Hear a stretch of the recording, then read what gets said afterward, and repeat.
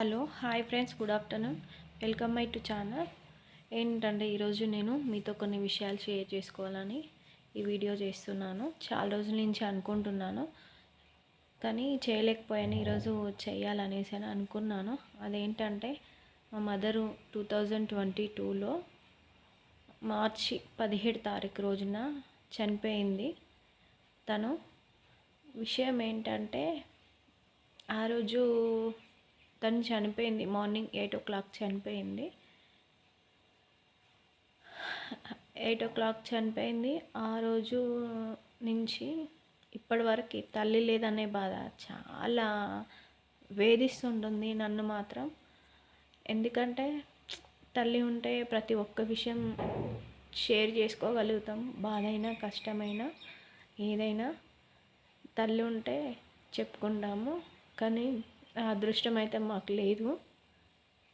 ఎందుకంటే మా అమ్మ చాలా కష్టపడి చాలా అంటే చాలా, ఆమె చనిపోయేంత వరకు ఒక్కరోజు కూడా ఆమె రెస్ట్ తీసుకున్నది లేదు. తను ఒకరోజు కూర్చొని తిని ప్రశాంతంగా ఉన్న రోజులు కూడా లేవు. ఎందుకంటే మేము 4 మెంబర్స్ సిస్టర్స్, ఒక తమ్ముడు. మా నాన్న మేము చిన్నగా ఉన్నప్పుడే చనిపోయిండు. నేను ఇంటర్ చదువుతున్నప్పుడు చనిపోయిండు మా నాన్న. మా తమ్ముడు మా చెల్లె చిన్నవాళ్ళు. అప్పటి నుంచి ఆమె చాలా కష్టపడింది.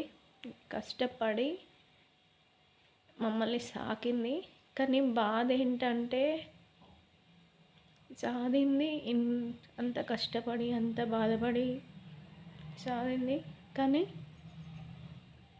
5గురిని కన్నది కదా, 5గురు చేయితోటి కూడా, ఒక్కరి చేయితోటి కూడా ఒక ముద్ద తినలేదు కూర్చొని. ఆ దేవుడు అంత అదృష్టం మాకు ఇవ్వలేదేమో అనిపిస్తుంది నాకైతే. నేను ఆమె గురించి ఎలా చెప్పినా అసలు మాటల్లో నేను చెప్పలేను. చాలా అంటే చాలా బాధలు, చాలా కష్టాలు పడింది మా అమ్మ. నాకు ఇప్పటికీ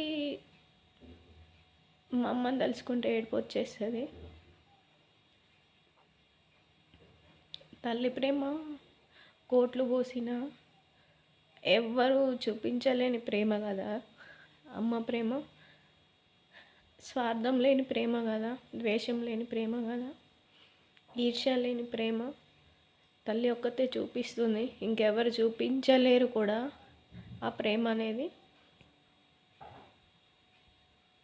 ఎందుకంటే నాకు తెలిసి, నాకు ఊహ వచ్చినప్పటి నుండి మా అమ్మ చాలా కష్టపడింది, చాలా బాధపడింది కూడా. ఆమె చనిపోయిన తర్వాత ఎలా ఉంది అనేది, మా లైఫ్ అనేది నేను మీతో షేర్ చేసుకోవాలనుకుంటున్నా. నేను నెక్స్ట్ వీడియోలో చెప్తాను ఫ్రెండ్స్.